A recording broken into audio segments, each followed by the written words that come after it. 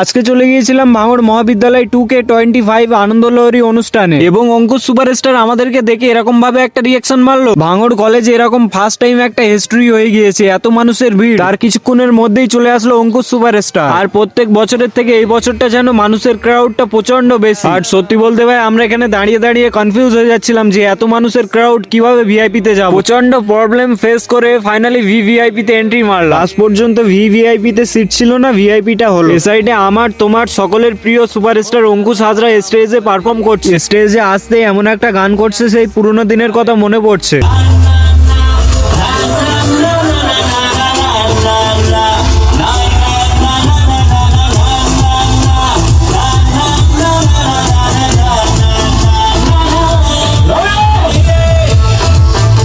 কিছুক্ষণ দর্শক শান্ত ছিল, তারপরে স্টেজে উঠেছে ডিজে কৃতি। আর হ্যাঁ, সোশ্যাল মিডিয়াতে আমি এসে কিছু করতে পারি বা না পারি, মানুষের ভালোবাসাটা অ্যাচিভ করতে পেরেছি। ডিজে কৃতির একটা গান শুরু করার পরেই পাবলিকের অবস্থা দেখো।